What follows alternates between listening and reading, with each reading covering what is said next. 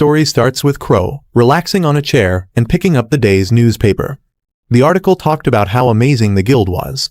But even though Crow was the leader of this fantastic group, he didn't feel proud at all. Every word in that article made him feel worse inside. Just then, a sweet girl dressed like a maid entered the room.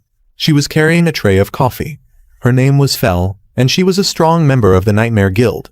As she approached, she studied Crow's facial expression and the tension in his shoulders, and immediately sensed it. Something was very wrong.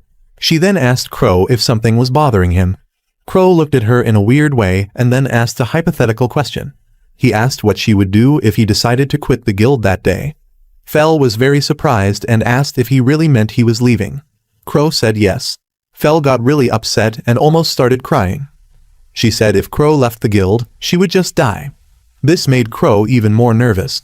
Suddenly, another girl named Yuma grabbed onto Crow's clothes and started crying too. When Crow asked her what was wrong, she tearfully demanded to know if truly he was quitting the guild. Crow tried to explain it was just a pretend question, but Yuma hugged him tightly and begged him not to go. Just then, a pretty girl named Lulu, the administrative head, called everyone's attention. She said since every member of the guild was present, it was time they commenced the meeting for the day. She said the day meeting was about a dungeon quest. There were goblins in the dungeon who were stealing a considerable amount of valuable items, and they needed to stop them. Crow spoke up and said he would go and take care of the goblins himself. Lulu then asked if anyone wanted to go with Crow. Right away, everyone raised their hands. That surprised Crow. He didn't understand why they all wanted to go with him when he could handle it alone. Feeling overwhelmed, Crow quickly announced that the team should conduct a rigorous selection of the member who would accompany him to the dungeon, and then excused himself to his room for some peace and quiet. Suddenly, someone knocked on the room door, so Crow immediately put back on his Zorro mask. It turned out to be one of the guild members, Ameria, who happily mentioned that she had been chosen from the selection to accompany him on the quest. With that, Crow and Almeria left the room, making their way downstairs. Downstairs, they saw Lofia, another team member. Crow asked her if she was interested in accompanying him to the dungeon, and upon hearing this, Lofia was almost in tears from excitement before happily saying yes. While they were gone, Yuma still felt sad. She had a suspicion that Crow wasn't joking about leaving the guild and believed strongly that Crow had the intention of leaving. She announced the sad news of Crow's potential departure to the other girls of the guild, and the girls were shocked when they heard this. Later, when Lulu was alone, she got emotional. She thought about how strange Crow was. Even though everyone in the guild had shown how much they cared and loved him, he still didn't seem to notice. She remembered when she first met Crow. Back then, she was alone on the street after her entire noble family was murdered, leaving her with nothing. No one wanted to help her. Everyone despised her. But Crow did. He was the only one who offered her a helping hand. He reached out to her after she had lost all hope for the world. Remarkably, it wasn't just her. Crow had helped all 9 members of the guild. They had all been lost and abandoned by the world, but Crow became their only source of light and hope. Crow gave them a reason to smile again. That was why, no matter what, they would never let Crow quit the guild and would do everything in their power to stop him from leaving. A few hours later, Crow and the girls finally reached the dungeon. As soon as they stepped inside, some creepy goblins showed up to warmly greet them. Right away, Alma, who really wanted to impress Crow, rushed at the goblins with her sharp spear. She easily annihilated the goblins and felt proud of herself. But just when she thought her job was done, Crow pointed out 2 more goblins running away in the opposite direction. Before Alma could chase them, Lafia jumped in. She desperately didn't want Alma hogging all the praise. Lafia quickly ran after the goblins and came back just a few seconds later, proudly saying she had taken care of the monsters. Suddenly, they heard a girl's voice screaming from deep inside the dungeon. What the heck was that? Without waiting even a second, Crow rushed off toward the sound. As he ran, he found a girl sitting on the ground, crying and calling for help. When Crow got closer, he noticed the damsel in distress was in tears. Desperately, the girl begged to be helped and explained that she had been attacked by the goblins.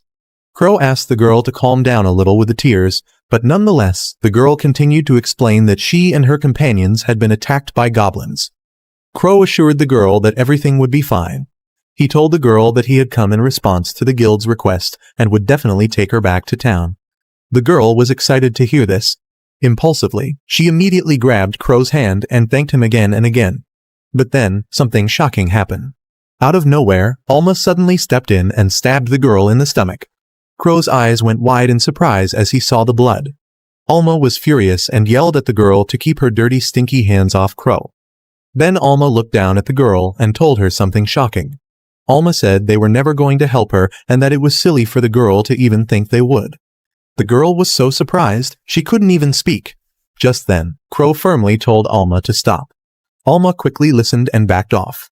Crow cautioned her that it was wrong if they went around taking the lives of targets randomly. Then, turning to the girl, Crow surprisingly revealed that he had only pretended to fall for her little trick because he wanted to settle things peacefully.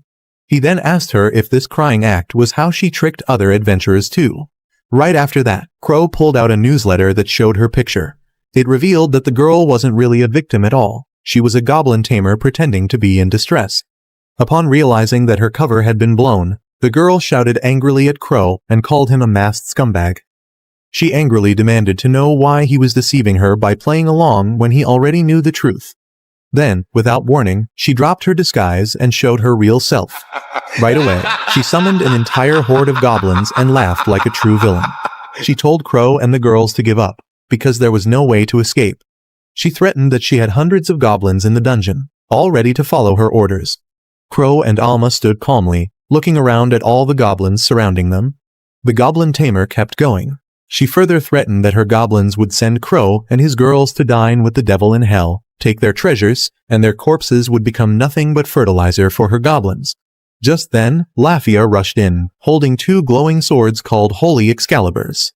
She moved at an incredible speed and sliced through the goblins like a skilled assassin. The goblin tamer was shocked. She had never seen someone fight like that. Nevertheless, she tried to calm her goblins, who were starting to get scared. She told them Lafia was just one girl, and there was no reason to panic. But before she could finish her sentence, something crazy happened. Alma threw her spear, and it flew through several goblins before stabbing the goblin tamer right in the guts again. At this point, the goblin tamer was totally shocked. She couldn't believe that Crow's team had not only the Holy Excalibur, but also the mighty Gungnir spear. These two weapons were some of the strongest weapons ever, known from legends, and it was virtually impossible to imagine ordinary adventurers laying their hands on them. While she stood there in disbelief, Crow told her something that made her jaw drop. Crow revealed to her that he was responsible for crafting the weapons. Apparently, when Crow died and came to this magical world, the goddess gave him a special gift, the power to create any weapon he could imagine. This unusual ability allowed him to bring his imagination to life. So, because Crow loved video games and manga in his old world, he used those ideas to craft rare artifacts and equipment in this world. Hearing all of this left the goblin tamer speechless. Crow then told her it would be better for her just to give up and surrender. But before she could answer, Crow said the word, create, and instantly a black sword appeared in his hand like magic. The goblin tamer stared at it in total shock. Now there were three amazing weapons, Excalibur, Gungnir, and this new dark sword. But then she noticed something else. There was a strange, powerful energy coming from the black sword. Given this fact, plus the fact that Crow was wearing a mask, the goblin tamer suddenly figured it out. This realization caused a sneaky smile to spread across her face. She looked right at Crow and said she knew his weakness. The goblin tamer speculated that Crow's biggest weakness was that although he could make powerful weapons, he lacked the ability to use them. She said that's why Crow always let his team fight while he stayed back. To confirm her guess, the goblin tamer immediately ordered her massive horde of goblins to focus their attack on Crow only. But what happened next shocked her to the marrow. Crow didn't run or hide. He stood tall and used his black sword. In just seconds, he slashed through every single goblin that came at him. Their body parts flew everywhere. The goblin tamer watched, frozen in fear, as her goblin army was completely mutilated. Now scared for her life, the goblin tamer immediately ordered the rest of the goblins to retreat. But before she could escape, Alma and Lafia rushed toward her. They were super fast, and in a blink, they had cut off her arms. The goblin tamer dropped to the floor, screaming in pain. Alma and Lafia kept walking slowly toward her, holding their weapons. When they got close, they turned to Crow and asked coldly if they could finish her off. However, Crow asked them not to, warning them that it was wrong to take people's lives. The girls looked at each other and then asked if they could harm her without taking her life, to which Crow reluctantly agreed. Right away, Alma and Lafia began stabbing the goblin tamer all over her body. Blood sprayed out everywhere as they kept going. As the girls continued their assault, Lafia mentioned that she would never forgive the goblin tamer for trying to hurt Crow. She reminded the goblin tamer that Crow had saved her and her sister from their violent father. Alma also spoke. She said she couldn't forgive the goblin tamer either because she belittled Crow. After they were done, the two psychotic girls looked happy and calm again. They picked up all the treasure they had found in the dungeon. Since the quest was finished, they started heading toward the exit. Crow followed behind them, but he looked extremely bothered. Watching how strong the girls were made him feel like he was the only weakling in the guild. Moreover, he felt like he was the only one lowering the average of the guild and holding everyone back. As the girls walked ahead, they noticed Crow walking slowly behind them. So, with deadly smiles on their faces and blood still on their hands, they reached back toward him, wanting to hold hands as they walked together. But even then, Crow wasn't in the right frame of mind. In his heart, he knew he might have to make a tough choice soon. Maybe it was time to really leave the guild for real. Several weeks later, after the dungeon incident, Crow was called to the main adventurers guild in the big city. When he arrived, the guild master, Zois, a bald man with the face of a monkey, was very mad. He scolded Crow about the way he had handled the dungeon incident with the goblins. Crow was confused. He thought they had done a great job. But then, Zois led him into a room and showed him something that shocked him. The goblin tamer. She looked like she had been run over by a train. Zois explained that because of what Crow and his team did, the goblin tamer now had PTSD and was too scared to even talk, so they couldn't get any answers from her. Right away, Crow apologized and asked if that was why he had been called to the guild headquarters. But Zois said no and then explained that there was another very important matter he would need Crow to handle. Before they talked about that, Zois asked why Crow had brought Lulu and Fel with him. Before Crow could answer, Lulu quickly said she was the vice leader of the group, so she had a right to be there. Fel also said she was Crow's maid, so she should be allowed too. Then, standing in front of a big door, Zois said he had a special quest to give Crow in private. But Lulu and Fel didn't want to wait outside. They insisted on going in with Crow. Inside the room, there was a chubby man sitting with his legs crossed. He looked like he had been waiting for a long time and wasn't very happy. As soon as they came in, Zois apologized to the fat dude and introduced Crow as the leader of the Nightmare Guild. Then, Zois introduced the chubby man to Crow as Viscount Rai. Zois explained to Crow that Rai was the Viscount in charge of the region where the guild was and the neighboring territories. Viscount Rai took one good look at Crow, saw his small stature, and didn't think Crow looked strong enough for the job. But Zois told the Viscount not to worry and assured him that if it was about strength, Crow could do it for sure. Even though the Viscount still looked unsure, he decided to trust Zois and told them about the quest. The quest was to find a missing person, and as soon as they heard that, Lulu and Fel, who were sitting behind Crow, said no right away. Crow was confused and didn't understand why they said no so fast. Lulu said she thought the quest was suspicious. She explained that looking for a missing person should be a job for the police or knights, not adventurers. Fel also thought something was strange. She didn't like how they wanted to meet with Crow alone in a closed room to talk about it. The girls' refusal to accept the quest made the Viscount and Zois pissed. Viscount Rai found their arrogance as an insult to his person. This reaction made Zois shout at Crow, asking why the girls would reject the quest before their leader even said anything. Crow was dumbfounded and was too shocked to even say a word. Crow's silence made Viscount Rai even angrier. The Viscount warned Crow and his team not to act so full of themselves and said he could make them lose their adventure jobs just like that if he wanted to. Crow quickly begged the Viscount not to do that. He said if they lost their jobs, they wouldn't be able to make money and would starve. While the Viscount kept yelling and threatening Crow, Zois noticed something strange about the quest details. He said he had a big problem with where the quest was going to take place. When Lulu asked what was wrong with the location, Zois told everyone that the place was right in the middle of the succubus country. Later that day at the guild, Lulu gathered everyone to talk about their next destination, the succubus country. She explained that it was a special city, kind of like its own little nation, and it was home to the Viscount's merchant guild.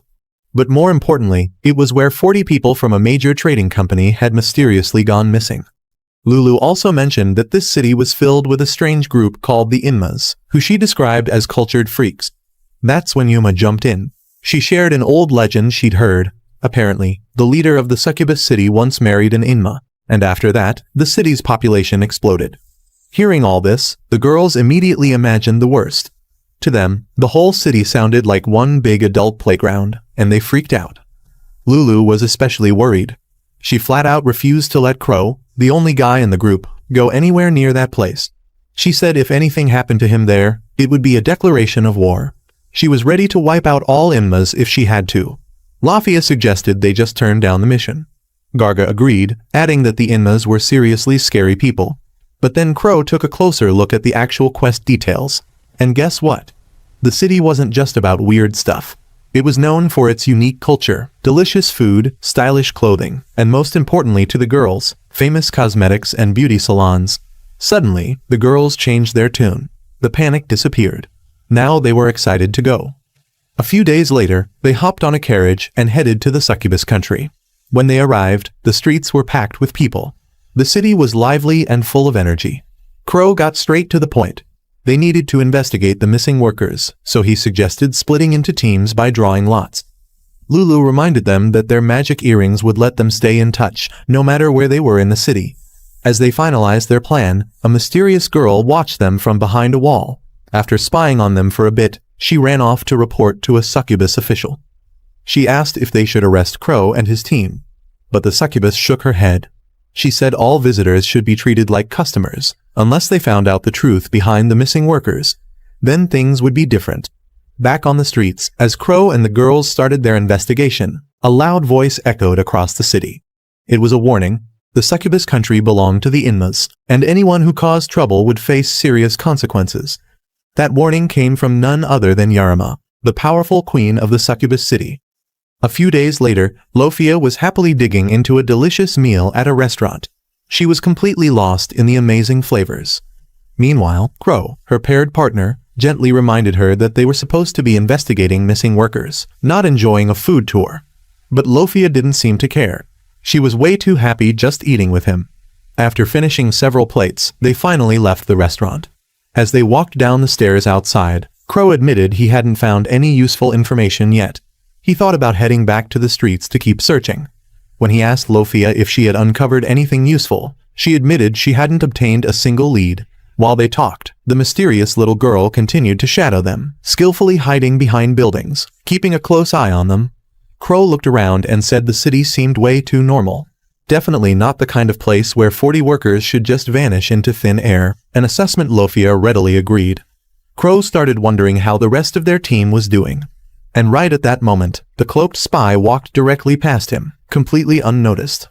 Meanwhile, Alicia wasn't doing much better. Instead of investigating, she was busy shopping at a jewelry store. After a long, dramatic haggle with the shopkeeper, she finally bought a magic stone pendant. She loved it. It wasn't top quality, but it looked beautiful. She hoped it would make her stand out more, especially the next time she saw Crow. Elsewhere, Fel had completely lost focus too. She was deep in a casino, totally hooked on card games. Her partner, Yuma, wasn't helping either. She kept going all in and somehow kept winning every hand. At the same time, Lulu was having the time of her life at a spa. She was getting a full-body massage from a succubus masseur. The massage felt so good, she was practically floating. The succubus proudly said no one could beautify a woman better than a succubus could. While working on her, the masseur asked if Lulu was meeting someone special later.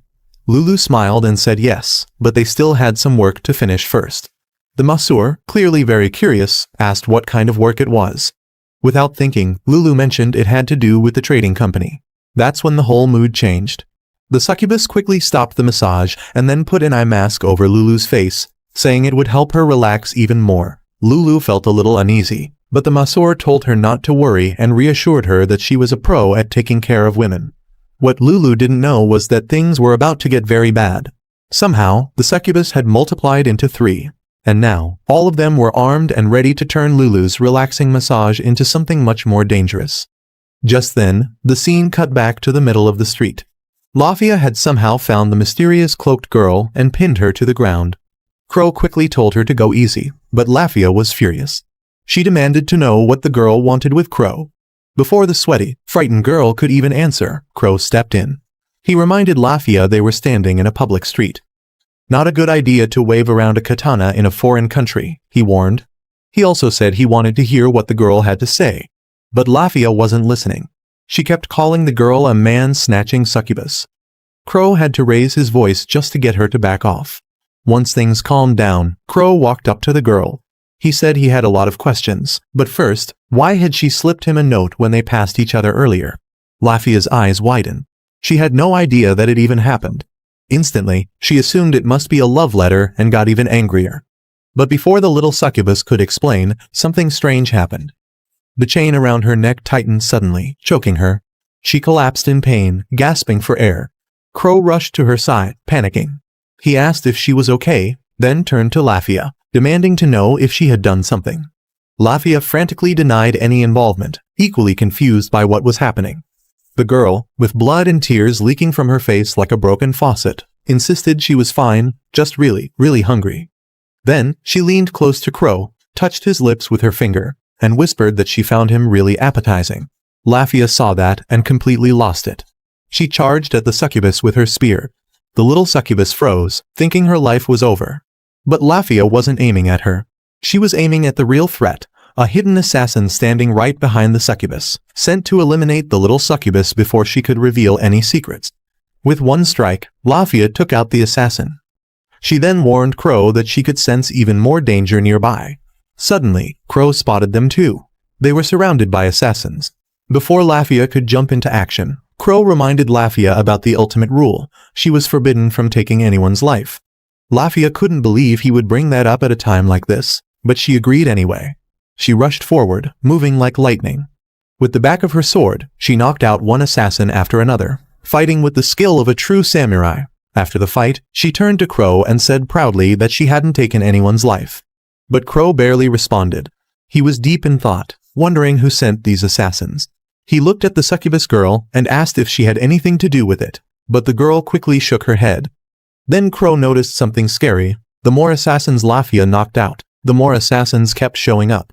It was an endless cycle. Thinking fast, Crow scooped up the little succubus in his arms like a Disney princess. He told Lafia they had to retreat and figure out what was going on. Lafia, burning with jealousy at the way Crow carried the girl, still followed him. As they fled, the assassins chased after them. To buy them some time, Crow summoned a black blade. From it, he created a wall of black flames that stopped the assassins in their tracks. With the path blocked, Crow and the girls managed to escape. While parkering over rooftops, Crow told Lafia not to contact anyone until they knew who was behind the attack.